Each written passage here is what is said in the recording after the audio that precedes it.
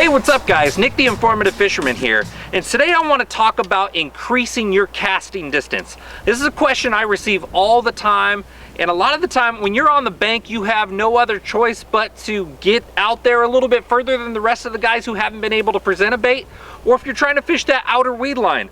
The more straight out and in, the less time you're spending in the strike zone. The further you can get it out there, a lot of the time you're gonna ride that outer weed line and be in the strike zone a little bit more often. So let's discuss a few things about increasing your overall casting distance on your bait casters and your spinning rods.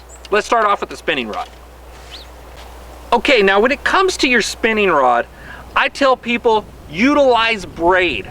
And it's not that braid casts so much better than your fluorocarbons and your monofilaments, but braid's a much thinner diameter on average. You're looking at 20-30 pound braid from 8 to 6 pound diameter. So what you gain is a lot more casting distance and you gain more yardage. That thinner line's gonna travel a lot further for you.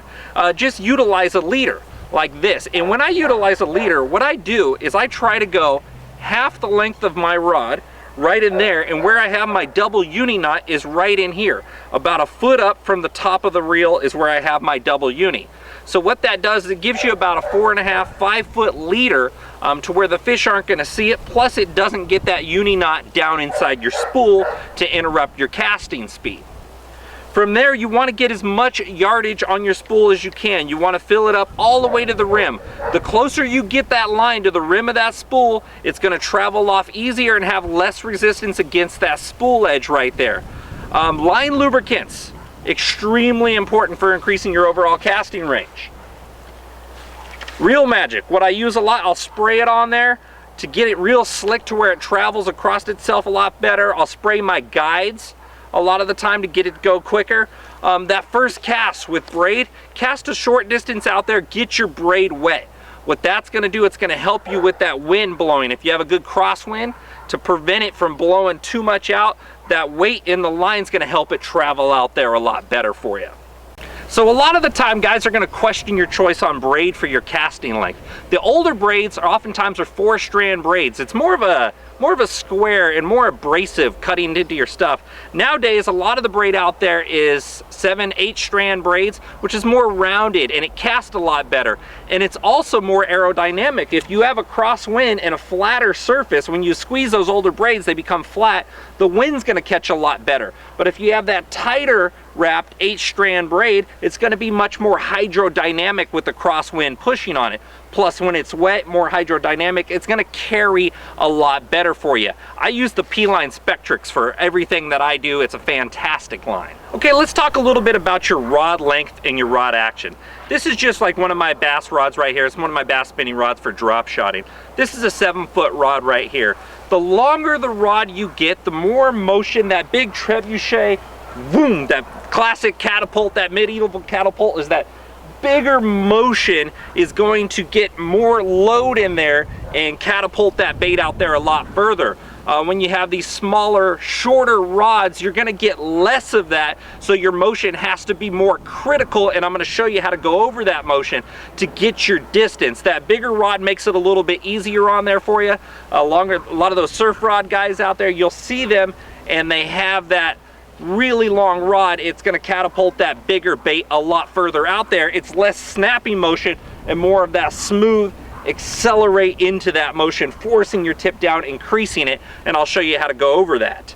Right now what I have is just this little setup right here. Nothing for, you know, the giant distance, but I can still increase my casting distance with a setup like this if I focus on that exact motion. So let's go ahead and do that. So what I have here is, if I were to take a one-arm cast, if you look here, a one-arm cast, I can do it, but it's not good for getting my overall distance. When you look to get overall distance, and I'm going to show you a motion, you always want to have, you know, of course the standard crap here, but you want to have your other hand in play, 2 hands. Now I'm going to be down here, okay?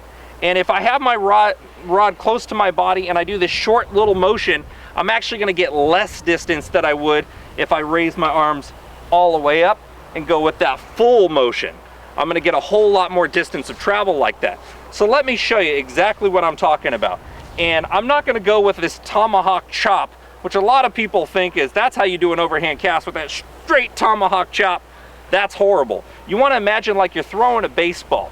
You know, you're stepping into it, you're rotating your body, you're coming around from this angle out here. You're coming around from that angle. You're not throwing like this. You're not doing a chop, you're like that. So what I'm gonna show you here is I'm gonna have my other hand down here. I'm gonna raise my arms up higher, and I'm gonna come over at that angle. Over at that angle, not chopping. So I'm gonna come over at that angle. Going, going, going, gone. Hang with us, guys. We'll be right back. Attention Northern California anglers, have you been to Boat Country in Escalon? With one of the largest selections of welded aluminum fishing boats from Weldcraft, Lowe, and Hughescraft, chances are they've got the right fishing boat for you. And did I mention they have a full service center to take care of all your boating, repair, and maintenance needs? If you're a boat owner or just looking to become one, you owe it to yourself to check these guys out. Visit BoatCountryUSA.com or stop on by. I'll see you there. Did you know that P-Line makes specialized lines for all your fishing needs, from the super strong abrasive resistant CXX or the low stretch super stealthy CX Premium, or maybe you're looking for invisibility or super bite detection with P-Line's 100% fluorocarbon. No matter what your needs, P-Line's got it covered. To find out more, visit P-Line.com. P-Line, baby. Ever tried pulling a planer board next to your boat when trolling or fishing from a swift current bank? If not, you're missing out on one of the most phenomenal fish catching machines on the market today. With Yellowbird planer boards pulling your lines perpendicular to your boat, you can't help but catch more fish. Find out more by visiting www.yellowbirdproducts.com.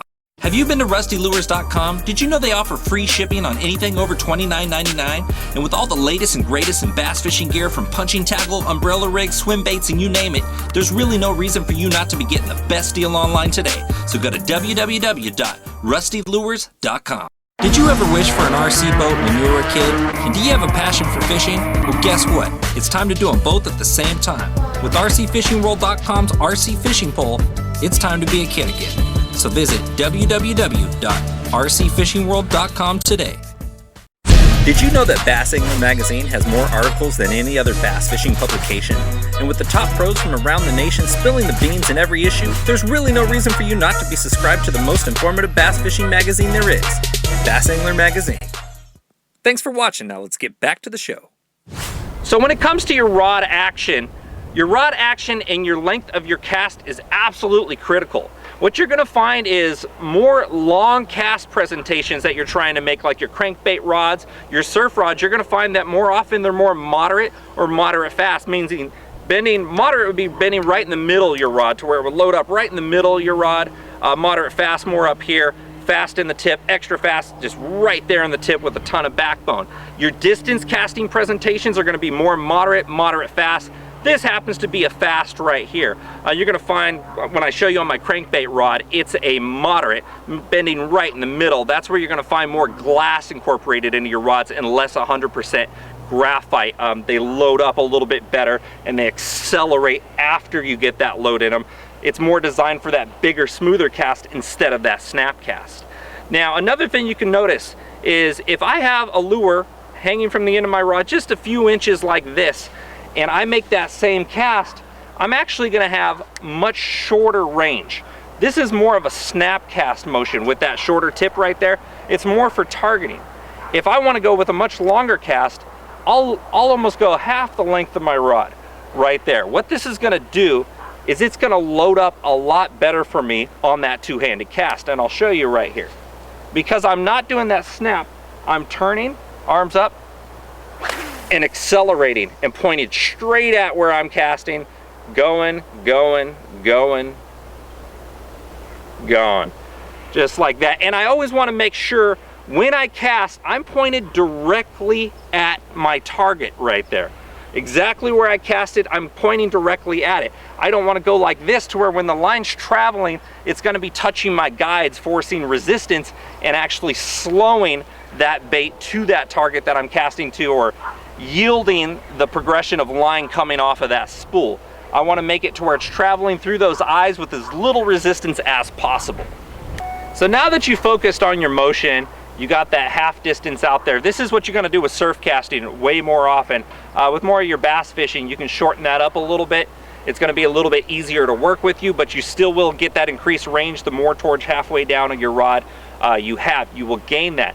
Once you have that full-on catapult, trebuchet motion, hands up high, one step forward, rotate across the shoulder. As you release, when you feel it load up, okay, surf fishermen often refer to it as forcing the tip down. As it loads up back here, as soon as you feel it load, now imagine the tip of your rod, now is where you want to force the pressure down against the tip of your rod. And I'm going to hold this plug in my hand just to show you exactly what I'm talking about here. What's going on is, as you turn, you're going to feel the load of your rod. You're going to feel that when you have that line hanging out there further and your bait hanging down farther, you're going to feel that load. Now you want to force that tip down. You're slapping it now, forcing the tip down to that stop of your casting motion. That's forcing the tip down. That's going to accelerate that spool. You feel the load coming in, you feel the load, your rod loading up. Now you force the tip down into that spot. And I'm going to show you, I'm going to progressively accelerate as I go through that cast. You can see I got my double uni knot right there, my braid in my finger. I'm going to do that cast. I'm force the tip down. Going. When you first start doing that, what you're going to find is a lot of the time you're throwing your cast a little bit too short, but progressively practice that, feeling that pressure. Once you feel the pressure here, force your tip down and then stop it real hard, and you're going to accelerate that spool a lot faster, and that bait's just going to grab way more yardage than you would ever think you would get out there just by relying on that pressure back here and then kind of easing your way to it. Once you build that pressure up back here, force the pressure into your cast, force the tip down. Now, a lot of guys also ask me the same thing here. Oh man, I can't wait to bomb a spinnerbait out there. Well, is that really the basis behind that? A spinnerbait is a targeted type of lure. It's where you're going to place it. Okay, so a rod more in the fast range or extra fast range is going to help you allow it to target better. More of those moderate to moderate fast rods are not necessarily for targeting that exact position. They're more for range. So you have to realize what you're looking for there. With a big swim bait, you're looking for range. You want to bomb it out there. With a crankbait, you're looking for range. You want to bomb it out there because it's going to get down deeper. You don't want to end up fishing the school right under you. The further cast you get, the more time your crankbait's going to have to get down there. Crankbait's not really for targeting. If you're throwing a square bill, it's for targeting things. If you're throwing those deep divers, you're looking for range. So that's where you want to venture more into this casting style to increase your range. You want that bait to hang out a little bit further to increase that range. You don't want it right up in the tip of the rod like this because you're going to be shortening that range. That's also where you're going to want to start extending those arms more, not next to your body, and you're going to realize you're spending more time down there deeper in that strike zone. So keep in mind, when you're selecting, you're not always trying to cast as far as you can with every single lure you have. That's not really what you want a lot of the time. Those jig fishermen, you might want to bomb it out there as far as you can. Sure, crankbaits, sure, anything you want to cover more water with over targeting is where you want to start focusing on these techniques. This is not a targeting technique, this is a range technique. Okay, so now I have out my crankbait rod.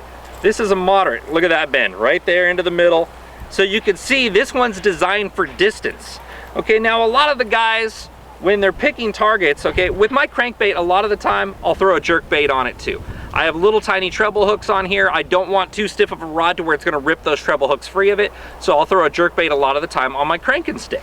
Now, I'm gonna show you something. A lot of the guys in bass fishing think you need this giant swing all the time. I was out there doing the Merry Christmas Jared episode, and I was critiquing Jared's casting for him, and he was doing this all the way back, all the way forward cast, and exerting a ton of effort. Well, in the bass fishing world, we have to make thousands of casts throughout a day. A lot of the time we're pre-fishing a few days up to that tournament, and then we're fishing a couple more days in that tournament. You want to exert as little effort as you can while you're casting. So a simple way to increase your range is a simple roll cast. See this motion right here? See my rod tip, how it's loading up? Watch this. I'm just going to do a simple cast like that. I just cast it about 40 feet with just that little simple motion. I didn't have to bring my shoulder into play. I didn't have to rotate my body around. I didn't have to make any extreme effort to exert myself. I can probably make 10 times more casts doing that throughout a day than a person actually trying to put a full effort into whipping that. And all I was simply doing is just loading the bait pressure. You see the weight of this lure right here. I'm gonna use it and develop some centrifugal force, moving my rod tip around, just right here.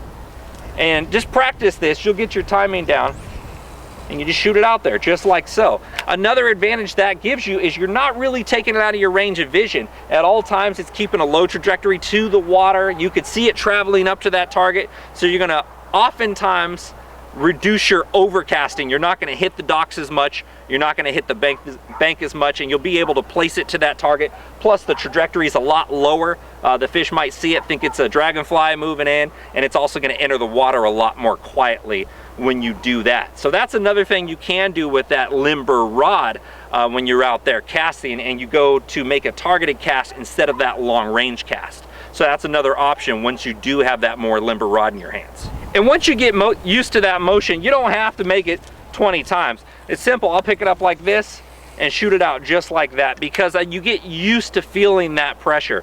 So you don't have to wear yourself out hula hooping your arm out here the whole time. So now when it comes to your bait selection, a lot of the time that's going to make or break your casting length. Let's say I have this jerk bait right here, this yellowbird jerk bait. Well, what happens is there's ball weights in here. There's, you know, all that noise that it's making. When I cast this, these weights are gonna travel to the back of this jerk bait, therefore giving me a longer range cast. Also, look at that thing. Look how aerodynamic that is. That's gonna travel a lot further than a fatter bait per se. If I had a wider bait, it's less aerodynamic, it's gonna have resistance. Let's say I was throwing a wooden bait in this model. The weight is displaced over the whole bait, not in the tail end. So of course, this exact same model, if it was solid wood versus this with those bearings dropping into the back there, this is going to clearly outcast it. So keep that in mind when it comes to your bait selection. A lot of the time when it gets windier, you have to go with something like this versus your wider baits, which have more wind resistance. So I'm gonna show you a trick with the line lube. You can see on my crankbait rod right here, I have that spool filled as maximal as possible to increase my spool speed to where when I cast, it's gonna travel around faster. There's gonna be more rotations per second there as I cast. If I had half this line on here, I would get a lot shorter distance on my cast. I'm gonna show you what I can do with some line lubricant, some real lubricant, to increase your overall distance as well. So what I'm gonna do right now is I'm gonna make a cast pretty much as far as I can out there, and then I'm gonna add some lube, and I can realize that I'll get to a dry spool after I cast. So let me go ahead and cast it out there. Get it out there. Now I'm down in there. So I'm gonna take some of that line lube, crank it around a couple times, and I'm gonna bring it about halfway back to me. I'm gonna do it again. Now I'm gonna go inside my level line right there, shoot it in there, shoot my first eye, and then I'm gonna come all the way out to my rod tip, shoot that a couple times. Now, my casting range could be increased sometimes 25, 30% strictly from that. I know if I'm getting back up to the tip, my casting distance is gonna be short, so I'm going right back where I was before, force the tip down, and just look at that. It went a heck of a lot further out there. So now I could put 1 or 2 more squirts down in there. I know from that cast right here, it's lubricating this, it's lubricating those eyes in between. I can bring it back, and I'm just gonna progressively gain some distance, probably over the next hour, hour and a half, 2 hours, and I can do it again if that's what I wanna do. My range is a heck of a lot further out there. You've seen that travel time. So that's one of those little tricks, if you're out there bank fishing or surf casting, that you can utilize to get further out there, spend more time in that strike zone, get out there where those fish have not seen a bait next to the guy next to you. A lot of the time I'll be out there bank fishing and they're wondering, well, how the heck are you doing it? Well, these fish I'm casting to haven't even seen a bait. Or these fish I'm casting to, you crossed the strike zone so quickly, your odds went way down and my odds went way up because I'm spending a longer cast is going to spend more time next to that strike zone, even if I'm fishing horizontally. If I make that longer cast, because it's going to spend a lot more time as it crosses the plane versus a 90-degree straight out angle coming straight back through. If the strike zone's there, you pass right through it. If the strike zone's all the way down the side of that weed line, as I come through it at this angle, I'm going to spend a whole lot more time soaking a bait in there. So when it comes to tuning up your bait casting reel for your casting distance, you are making fast, accelerated cast. You're putting your reel through a lot of motion right there, and a lot of the guys start getting bird's nests the further they try to push it so they get comfortable with this certain amount of range. I'm gonna give you a little bit of tip. During your cast, okay, if right during your cast you're getting a backlash, it's your brakes. You need to adjust your brakes. So what I'm gonna do first off is I'm gonna go free spool right here. I'm gonna take my spool tension knob right here. I'm gonna click it down. You can see my bait is holding in place. This is an open spool. So what I wanna simply do is back off my spool tension knob until that bait starts to fall like that. I'm gonna go ahead and clear that backlash out. It's a little too much. So there we go. So I'm gonna pick that line back up, and I'm gonna increase my spool tension just by a hair. And now we go, it hit the ground right there. You can look back at my spool. The spool did not overrun. I don't have any backlash there. So this is how I'm gonna start off with. And I'm gonna go one click up on my brake, and I'm gonna make that cast.